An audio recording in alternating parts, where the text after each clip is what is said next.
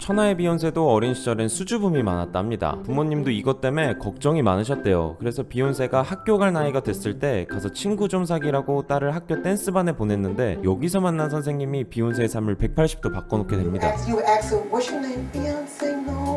땅 보고 인사하고 수업 땐 입을 꾹 다물고 있던 애가 어느 날 선생님과 단 둘이 남게 된 건데요. 그때 윤세는 스튜디오에서 부모님을 기다리고 있었어요. 전 윤세 곁에서 노래를 하고 있었는데 아니 글쎄 삑사리가 난 거예요. 근데 그때 윤세가 갑자기 음을 맞추면서 그 노래를 끝내더라고요. 전 얘가 노래를 이렇게 잘했나 싶어서 다시 불러보라 했어요. 당시 윤세는 부끄럼쟁이였지만 전 그녀의 부모님을 설득했고 윤세를 데리고 춤과 노래대회에 나갔습니다. 그렇게 모든 역사가 시작됐죠. 이후 비욘세는 교내대회에 나가 우승하고 지역의 여러 객원에서 이름을 알리는데요. 부모님도 딸이 이런 애였는지 무대를 보고 처음 알았답니다. 비욘세도 그런 자신에 놀랐다고 하죠. 무대에 나갈 때 막 쫄았던 기억이 나요. 내 음악이 나오자 무슨 일인지 전 그냥 돌변했어요. 본인도 무대 체질인 모습에 놀랐고 이후엔 가수에 대한 꿈이 확고해졌다는데요. 1년 뒤엔 제대로 해보고자 걸그룹 오디션에 참가합니다. 바로 데스티니 차일드의 전신인 걸스타임의 오디션이었는데 여기서 만난 친구가 켈리 롤랜드예요. 걸스타임엔 이 둘 말고 넷이나 더 있었습니다. 아주 다재다능한 친구들이었는데 이 6인조는 이제 한 팀이 돼서 그룹 홍보를 위해 당시 인기 오디션 프로그램이었던 스타서치에 나가게 돼요. 그때 저희가 불렀던 노래 별로였어요. 훗날 비욘세가 해고하듯 팀은 별다른 인상을 주지 못한 채 탈락하게 되는데요. 팀이 방향을 잃고 방황하던 그때 한 남자가 등장해 자신이 팀을 한번 관리해보겠다 합니다. 이분이 누구냐? 바로 비욘세 아버지 매튜 놀스입니다. 이분은 롤모델이 조 잭슨이었을 정도로 야망이 상당한 분이었는데요. 이분이 원래 제록스에서 의료 장비를 팔았는데 임원 자리에 올랐을 정도로 이쪽에선 알아주던 분이랍니다. 저는 수년간 제록스 의료 부문에서 판매왕이었습니다. 이분이 이제 세일즈 쪽엔 빠삭하니까 장비 파는 거나 음악 파는 거나 별 차이 없을 거라 생각해 그룹 매니징을 자처한 건데요. 가장 먼저 한 일은 멤버 정리였습니다. 일단 기존 멤버 셋을 자르고 새 멤버를 한 명 추가하죠. 그렇게 한 팀이 된 내 소녀는 혹독한 트레이닝을 받게 되는데요. 조깅하는 거 말고는 밖을 못 나가게 했어요. 훗날 멤버가 증언하듯 통제가 굉장히 빡셌다는데 지역 무대는 물론이고 타가소, 집 뒷마당, 그리고 비욘세 어머니가 하는 미용실까지 장소를 가리지 않고 공연을 펼쳤다 합니다. 그리고 매년 여름엔 트레이닝 캠프를 열어서 춤이랑 보컬 집중 훈련을 받았는데요. 그렇게 스타서치 탈락 후 4년간 정말 이를 갈며 연습해온 아이들은 96년 팀 이름을 데스티니 차일드로 바꾸고 마침내 대형 음반사랑 계약에 성공합니다. 오래 고생한 만큼 이후엔 승승장구였는데요. 일단 데뷔곡 킬링 타임이 영화 맨인 블랙에 실렸죠. 데스티니 차일드는 이걸로 인지도를 높이고 연이어 1집을 발표합니다. 그러고 보면 이 앨범이 나온 90년대엔 R&B에 많은 변화가 있었어요. 먼저 두 디바가 있었죠. 이분들은 신이 내린 보컬로 R&B를 가창의 장르로 만들었습니다.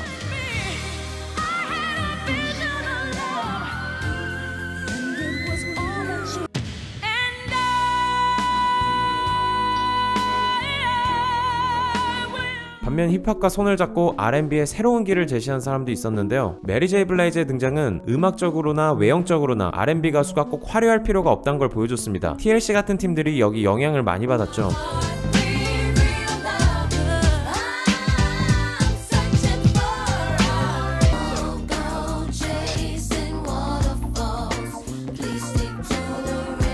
데스티니 차일드의 데뷔 앨범은 이런 당대 R&B 트렌드가 고스란히 담겨있는데요. 보컬로 귀를 녹이는 곡도 있고 힙합 느낌 가득한 곡도 있습니다.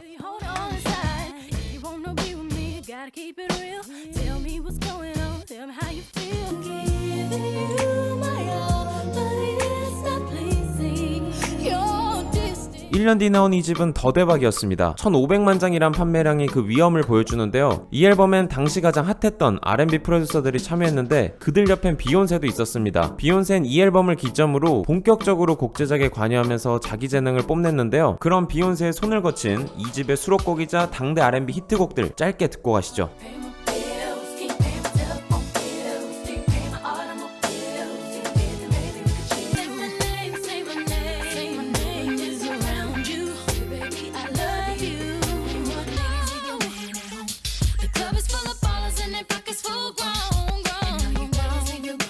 2집이 터지면서 그룹도 커지고 비욘세는 더 많은 주목을 받게 됩니다. 그리고 이런 상황 속에서 팀의 멤버 라타비아랑 르토야는 매니저인 비욘세 아버지에게 불만을 품게 되는데 이유는 크게 두 가지였어요. 하나는 팀의 수익 배분이 불공평하다. 두 번째는 비욘세와 켈리한테 편애가 심하단 거였습니다. 둘은 그렇게 불만을 말하고 2집 활동을 한창 해야 될 때 자체휴식에 들어가는데 나중에 MTV에서 방영된 Say My Name 뮤비를 보고는 완전히 충격에 빠졌다고 하죠. 바로 본인들이 녹음한 곡에 못 보던 얼굴 둘이 나와 립싱크를 하고 있더랍니다. 그렇게 이 둘은 이 뮤비를 통해 자신들이 잘렸다는 사실을 알게 되고 이는 곧장 소송으로 이어지게 되는데요. 잘린 둘을 대신해 온 사람은 미셸과 파라였습니다. 어떻게 이 둘은 팀이랑 좀 맞나 싶었는데 이번엔 파라가 합류한 지 5개월 만에 방출되죠. 파라는 데스티니 차일드에서 잘린 게 아니에요. 그녀는 중요했던 3번 행사에 모두 안 나왔습니다. 이외에 콘서트에도 나오지 않는 등 무책임하게 행동한 파라는 가차없이 잘리는데요. 반면 미셸은 팀의 일원이 되기 위해 하루 12시간이 넘게 연습했다고 합니다. 전 불안감에 많이 울었어요. 다른 멤버들과 절 계속 비교했거든요. 기회를 잡기 위해 노력한 미셸은 결국 팀에 안착했고 이로써 현재 저희가 알고 있는 3인조 데스티니 차일드가 탄생하는데요. 아무래도 팀이 완성되기까지 멤버 변화가 워낙 잦았다 보니 일부 안티들은 이걸 트집 잡아서 팀에 조롱을 보내곤 했습니다. 과연 이런 팀에서 누가 살아남을 거냐는 거죠. 그녀들은 이 조롱에 서바이벌이란 앨범으로 받아치는데요. 특히 비욘세는 서바이벌이란 곡에서 자신과 자신의 아버지를 고소한 이전 멤버들을 디스하며 자신은 계속해서 살아남을 걸 선포합니다. 그렇게 독하게 만들어진 이 앨범은 훗날이 셋이 역사상 최고의 트리오란 평을 받듯 완벽한 팀워크를 보여주는데요.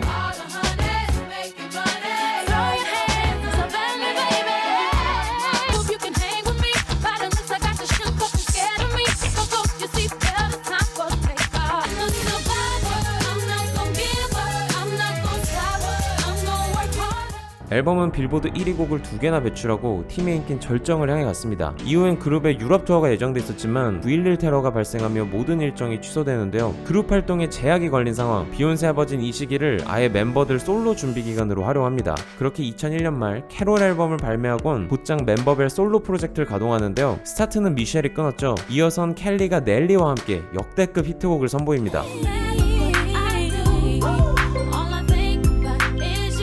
비욘세도 질 수 없죠. 그녀는 오스틴 파워 골드 멤버로 영화 데뷔는 물론 제이지 곡에 피처링 참여를 하며 화려한 솔로 데뷔를 치르는데요. 이 곡은 대박이나 빌보드 4위를 기록하는데 이거보다 더 주목받은 건 노래 가사 속에 담긴 둘의 관계였습니다. 그간 둘은 조용히 썸을 타서 사귀냐 물어보긴 애매한 그런 관계를 유지했는데 이 곡은 둘이 연인이 된 걸 어느 정도 티를 냈죠. 그렇게 일과 사랑과 일 모두를 차지한 비욘세는 2003년 제이지랑 또 한 번 콜라보를 진행합니다.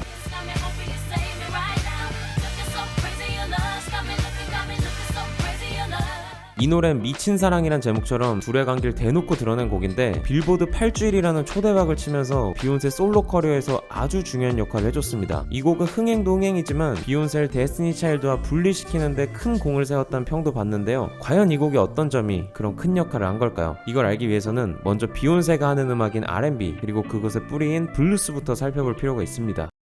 영화 장고 분노의 추적자를 보면 아시겠지만 옛날 미국 노예들은 남부 모카밭에 많이 끌려갔죠. 블루스는 미국 남부로 끌려간 흑인 노예들이 기타나 하모니카를 들고 삶의 고단함을 노래한 데서 시작한 장르입니다. 남부 중에서도 미시시피 델타는 초기 블루스 스타일이 완성된 아주 중요한 곳인데요. 그래서 초창기 블루스를 델타 블루스로 하기도 하죠.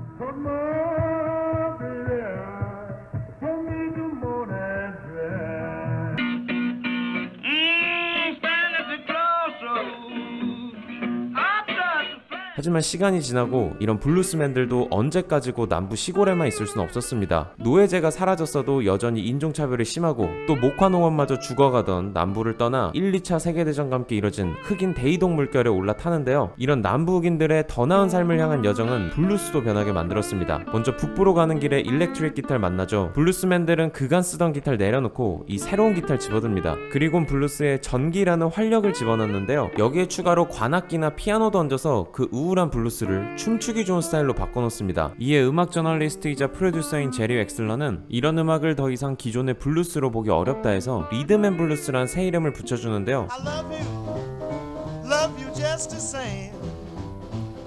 I'll always love you. Teardrops from mine.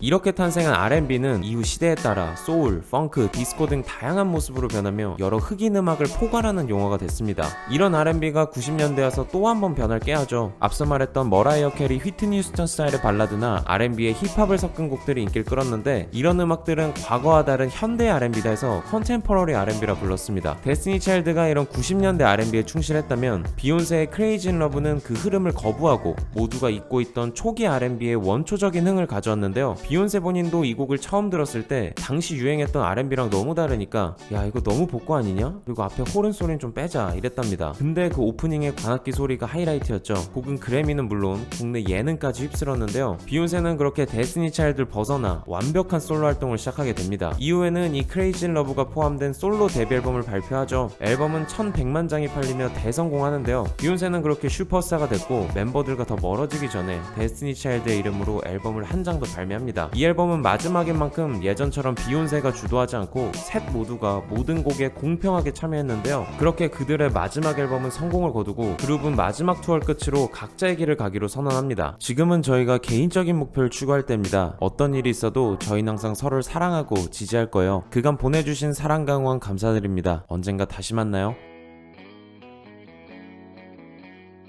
이후 비욘세는 본격적으로 솔로 활동에 돌입하는데요. 가장 먼저 한 건 영화였습니다. 국내에서도 히트친 드림걸즈, 여기서 디나 역을 맡았죠. 디나는 남편 꿈이 곧 자기 꿈이던 내가 뭘 원하는지도 모르고 살던 인물인데 나중엔 결국 자신을 찾게 되고 남편 그늘에서 벗어납니다. 비욘세가 이 디나란 캐릭터에 푹 빠져서 영화 찍는 동안은 음악 근처에도 안 갔대요. 저요 이 영화 끝날 때까지 곡 작업 안 할 거예요. 촬영이 다 끝나고도 비욘세는 계속 디나로 있고 싶어 했답니다. 그래서 그 디나에 대한 몰입이 깨지기 전에 아빠한테 휴가 간다 뻥치고 몰래 스튜디오로 가는데요. 촬영이 끝났을 때 좀 많은 감정과 아이디어를 억누르고 있었어요. 그래서 원래는 휴가를 가기로 했지만 그냥 스튜디오로 가서 2주간 새 앨범을 녹음했습니다. 그렇게 탄생한 앨범이 정규 2집 Bey입니다. 확실히 디나에 몰입해 만든 앨범이라 남편에게 감정적 학대를 당한 디나 입장에서 쓰여진 곡이 많아요. 그래서 비욘세 본인도 이 앨범은 여성들이 들어야 한다고 말했죠.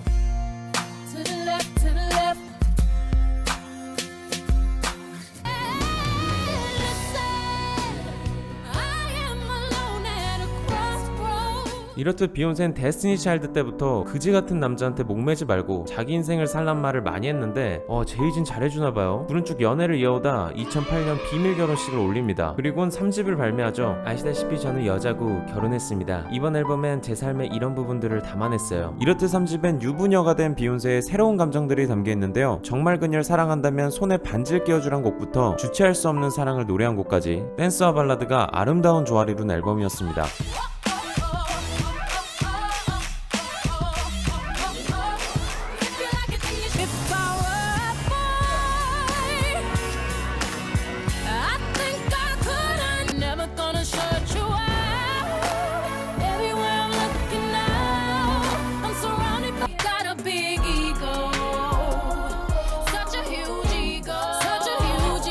앨범의 하이라이트는 아무래도 싱글레이디인데 이 곡은 빌보드 싱글 차트 1위에 그래미 올해의 노래상까지 받는 초대박을 칩니다. 와, 이런 댄스곡 말고 발라드도 장난 아니었는데 세상에 이렇게 다 잘하는 가수가 몇이나 될까 싶어요. 카니에도 이 앨범이 좋았는지 비디오 뮤직 어워즈에서 테일러가 비욘세를 제치고 상을 받자 카니에는 무대에 난입해 이 상은 비욘세 거라 외칩니다. But Beyonce had one of the best videos of all time. 그러고 보면 비욘세는 초딩 때부터 사실상 한 번도 안 쉬고 달려온 건데요. 이후엔 본인도 지쳤는지 당분간 휴식을 좀 취하겠다며 모든 일정을 취소합니다. 워낙 일중독이라 주변에선 이 말을 안 믿었다는데 한 1년 동안 진짜 제대로 쉬죠. 다른 가수 공연 가서 팬이 되는 기분도 느껴보고 요리도 배우고 조카도 놀아주면서 간만에 재충전을 했다고 해요. 그리고 이 쉬는 동안 그간 매니저로서 함께해온 아빠와의 비즈니스 관계도 끊습니다. 제가 독립하려는 가장 큰 이유는 어느 순간이 되면 가족이 있어야 돼요. 근데 생각해보세요. 제가 매일 부모님과 하는 얘기라곤 스케줄, 앨범, 공연, 투어에 관한 것 뿐이에요. 전 이게 너무 스트레스를 받고 이건 저와 부모님 관계에도 영향을 미쳐요. 전 이제 매니저가 아닌 아빠가 필요합니다. 그리고 몇 달 뒤 나온 4집은 그녀가 독립 후 낸 첫 앨범인데요. 비욘세의 음악적 야심이 본격적으로 드러난 앨범이죠. 더 이상 앨범을 만들지 않고 싱글 파는 데만 혈안된 이 업계에 질렸답니다. 사람들은 더 이상 앨범을 만들지 않아요. 전 위험을 감수하고라도 다시 R&B를 가져올 겁니다.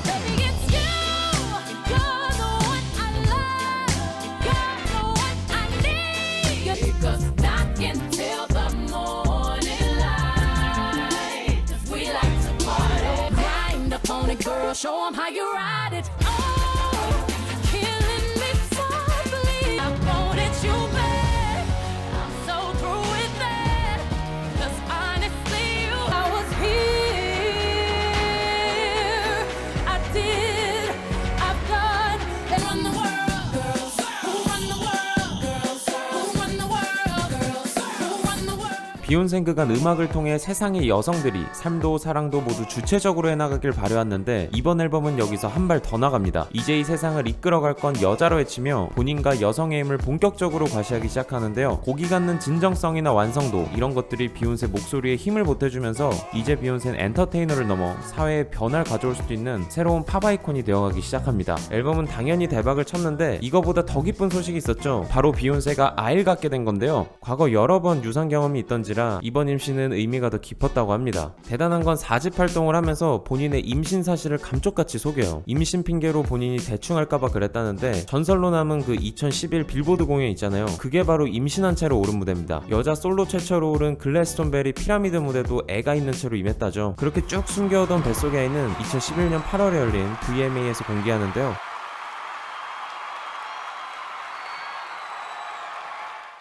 놀랍게도 아이를 낳곤 바로 일터로 갑니다. 그렇게 공연 준비를 하고 4개월 뒤에 콘서트를 여는데 본인이 런더월드에 쓴 가사처럼 애 낳고도 바로 일터로 돌아오는 그런 여성의 강인함을 증명하고 싶었대요. 아이를 낳고 공연 준비에 들어간 4달간 정말 힘들었어요. 그치만 누군가 이런 제게 영감을 얻길 바랍니다. 그래서 이때 한 콘서트 이름도 백투 비즈니스죠. 비욘세 어머니가 동네에서 미용실을 크게 하셨는데 그런 엄마를 보면서 여자도 할 수 있다는 걸 배웠대요. 그렇게 비욘세는 더 독해집니다. 2013년엔 슈퍼볼 하프타임 쇼에 올라 완벽한 무대를 선보였고 뒤로는 조용히 앨범을 준비하다 그해 말에 이런 방구도 없이 갑작스레 새 앨범을 드랍하는데요. 앨범은 깜짝 발매와 함께 비주얼 앨범이란 컨셉이 더해져 다시 한번 모든 시선을 사로잡습니다. 전곡을 뮤비로 만들어서 앨범 주제를 더 폭넓게 공유하고 싶었대요. 비주얼 앨범이라는 이 거대한 아이디어는 어릴 적 본 마이클 잭슨의 스릴러에서 영감을 받았답니다.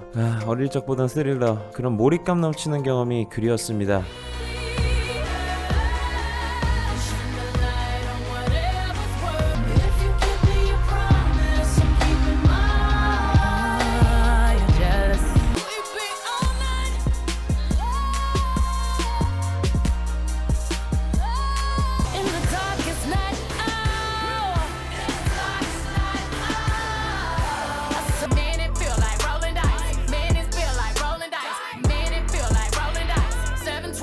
비욘세는 애엄마가 됐음에도 여전히 뜨거운 자신을 보여주며 같은 여성들에게 힘을 주고 싶었답니다. 아이를 갖고도 똑같이 즐길 수 있고 똑같이 섹시할 수 있어요. 그래서 앨범엔 남편과의 뜨밤을 다룬 곡도 있고 친구들과 정신없이 노는 세븐일레븐 같은 곡도 있습니다. 이 밖에 딸을 향해 쓴 곡이나 프리티 헐츠 같이 깨우침을 주는 곡도 있는데요. 사운드도 엄청 트렌디했죠. 전 비욘세가 트랩 소화하는 거 보고 깜짝 놀랐어요. 앨범은 그렇게 어떤 홍보도 없이 104개국에서 1위라는 대박을 터뜨립니다. 간만에 대중평단 다 잡은 걸작이 나왔는데 아쉽게도 그래미에선 100한테 지고 말아요. 우리 카니에도 화가 났는지 한 번 더 자리에서 일어났는데 이번엔 하려다 말았죠.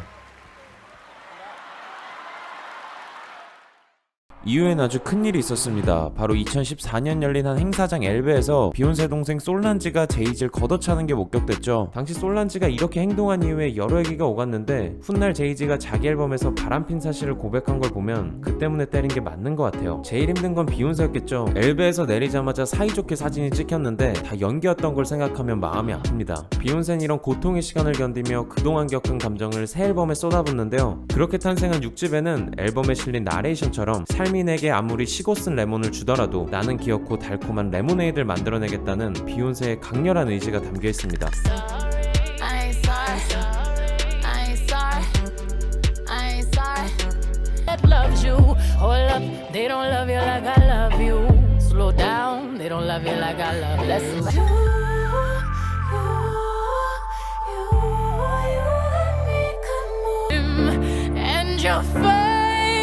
What is it about you? Let it be, baby.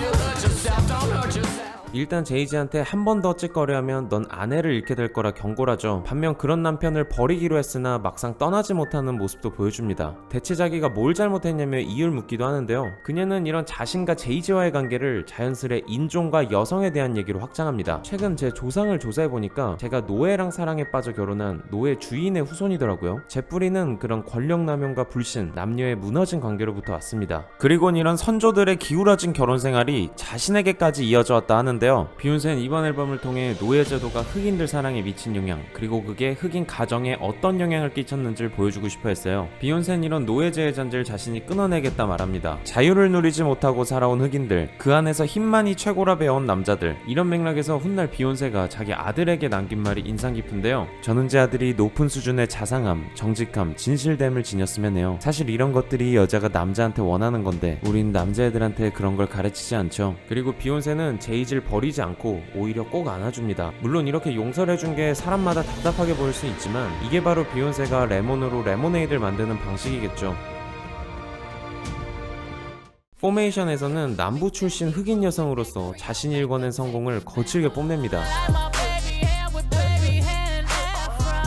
I like my Negro nose with Jackson. 포메이션 뮤비 감독이 말하길 흑인 페미니스트들의 힘든 점이 그거래요. 사회운동을 하다보면 여성인권, 흑인인권 중 하나를 선택하라는 압박이 온답니다. 왜냐면 흑인인권 운동을 하다보면 같이 싸우는 흑인 남자들을 지지해야 하기 때문인데요. 비욘세는 여기에 자기만의 답을 내놓습니다. 먼저 자신의 뿌리를 자랑스레 여기며 인종차별에 대한 목소리를 높이죠. 그리고 같은 여성들한텐 힘을 합치자 말해요. 이런 비욘세의 여성인권과 흑인인권 두 마리 토끼를 다 잡으려는 야망은 2016 슈퍼볼 무대에서 구체화됐습니다. 댄서들은 모두 여자로 꾸려졌고 의상은 흑인 무장단체인 흑표당 복장으로 통일했는데요. 이후엔 코첼라라던가 여러 다양한 무대에서 더 노골적으로 피부색을 드러냈죠. 그렇게 비욘세는 더 이상 자신이 백인처럼 소비되길 거부하고 흑인 정체성을 마구 뿜어내고 있습니다. Beyonce is black. The day Beyonce turned black.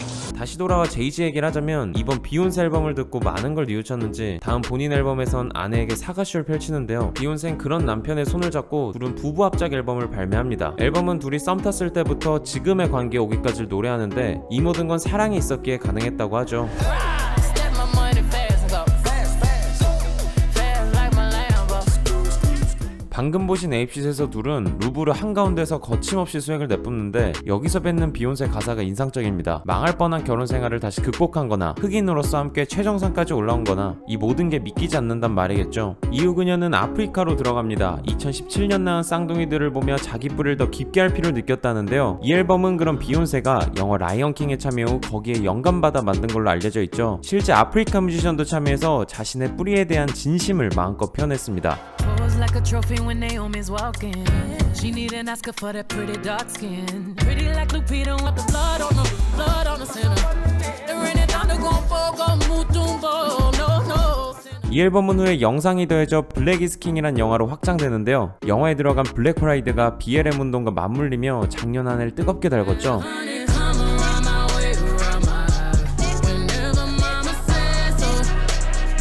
비욘세는 이 곡으로 올해 그래미 베스트 R&B 퍼포먼스 수상에 성공했습니다. 이걸로 비욘세는 역대 여성 최다 그래미 수상자가 됐는데 데뷔한 지 20년이 훌쩍 넘어가는데 갈수록 성장하는 게 정말 대단한 것 같습니다. 재밌는 건 비욘세 딸인 블루 아이비도 이번에 그래미를 탔습니다. 엄마 곡에 피처링을 했는데 그 노래가 베스트 뮤직비디오상을 타면서 9살의 그래미 수상자가 됐네요.